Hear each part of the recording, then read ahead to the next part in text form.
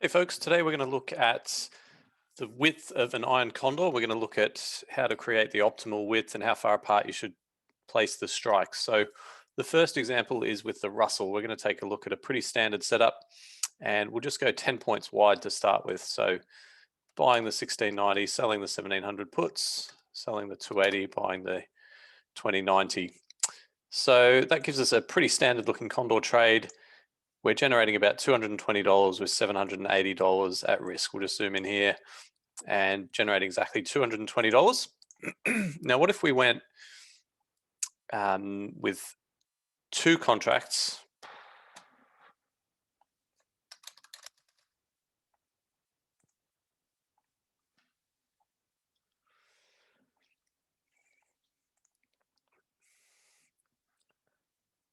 Hey folks, today we're going to talk about iron condor widths and how far apart you should place the strikes.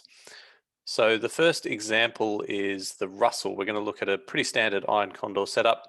We'll take a look at a 20-point wide strike placement, and then we'll compare that with a 10-point wide strike placement with double the amount of contracts. So first off, we'll start 20 points wide with one contract.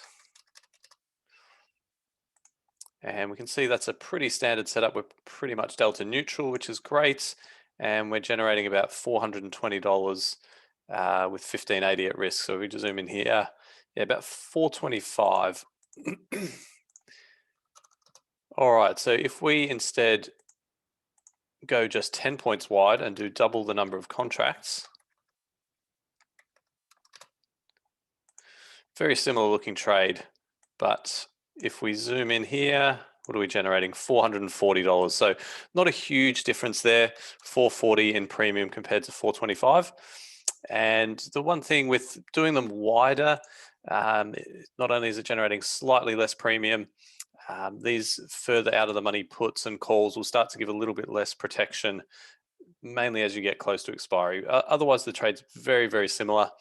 And maybe that extra $15 that you're generating you miss out based on commissions and slippage because you're trading more contracts. So it's really much of a muchness with the Russell, not too much difference.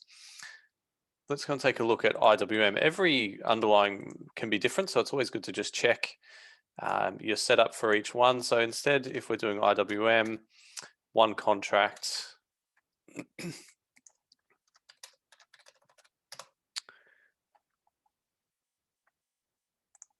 we'll just change our expiration date there.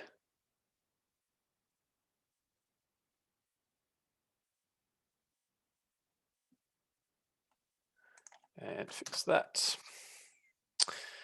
There we go. There's our Condor. You can see by going 10 points wide, we're generating about $180. And we'll just zoom in here, $175. And if we instead do two contracts, 5 points wide, see there's actually a bit of a difference there. So we're now generating 215 as opposed to 175. So that's a bit more of a difference than what we saw on the Russell. So in the case of IWM, it might make more sense to go 5 points wide, and then with the Russell, 10 or 20 points wide isn't going to make too much difference. The other thing with certain underlyings is there's going to be more liquidity in certain strikes.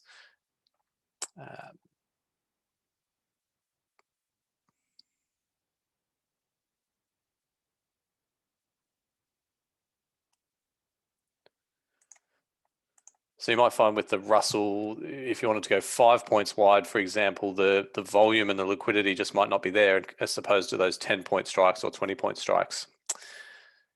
So always check your underlying and just do a quick analysis. Doesn't take long. Check whether you should be trading wider with less contracts or narrower with more contracts. There you go. Hope you enjoyed the video, and I'll talk to you soon.